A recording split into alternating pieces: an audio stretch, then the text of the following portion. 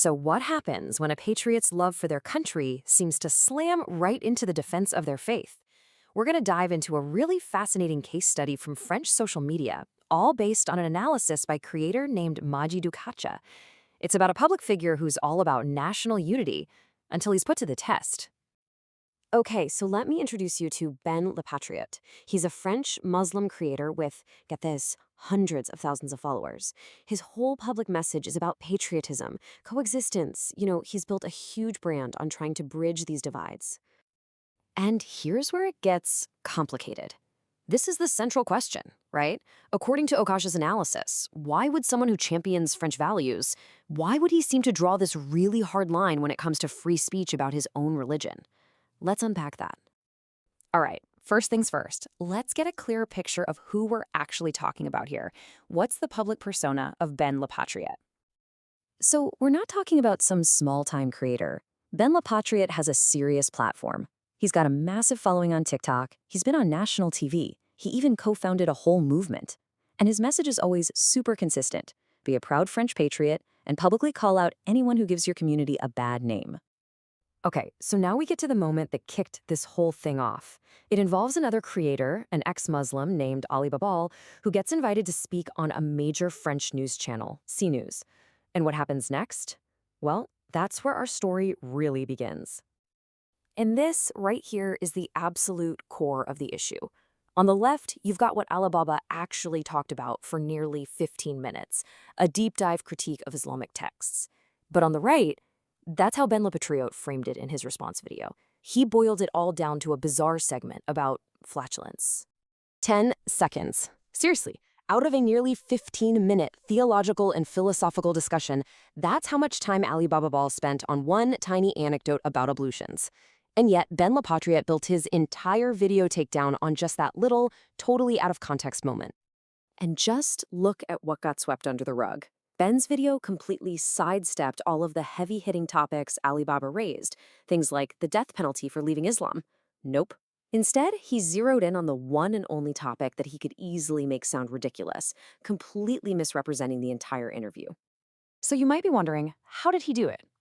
Well, Ukash's analysis argues this wasn't just some misunderstanding. It was a very deliberate pattern of rhetorical tactics, all designed to just discredit Alibaba. The analysis basically lays out this 4-step takedown playbook. Step 1, isolate a weird clip. Step 2, ridicule the speaker. Shake your head, make faces. Step 3, completely mischaracterize his entire argument. And finally, step 4, diabolize him by comparing him to Hitler. The point here is clear. This was a strategy to attack the person, not engage with the ideas. But the story doesn't end there. It moves to a live debate where Ben was confronted by another creator, Jack LeFou, and this is where Ben's whole philosophy of tolerance was really put to the test. And throughout this debate, you see Ben going back to this one emotional argument, again and again.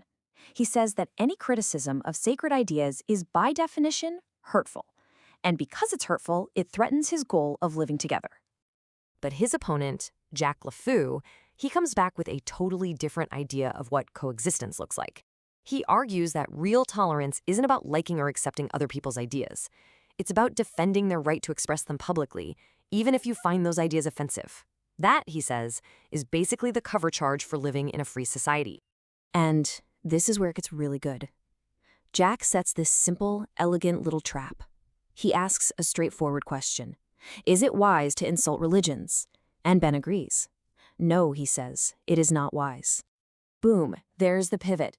Jack immediately flips Ben's own logic and applies it to a verse in the Quran itself where polytheists are insulted. And this creates a huge logical problem for Ben. Either his standard doesn't apply to his own holy book, or the book itself is unwise. And this is the reaction that gets to the absolute heart of the paradox. When he's faced with a logical challenge using his own religious text, Ben doesn't engage. He just shuts the conversation down, and he reframes a point of logic as a personal, emotional attack. So after all that, what's the big takeaway? What is the paradox at the center of this whole story? At the end of the day, the conclusion of the analysis is pretty clear. Ben Le Patriot's whole vision for living together seems to have one massive condition: that the foundational texts of his religion are completely off limits to public criticism. By saying that intellectual debate is the same as a personal attack, he basically creates a taboo that doesn't apply to any other subject. Now, the analysis doesn't really pass a final judgment on Ben Le Patriot himself. It's not about that. Instead, it leaves all of us with this really provocative question. For us to truly coexist, where do we draw the line between protecting people's feelings and protecting the freedom to question everything, which is what a secular society is supposed to be built on?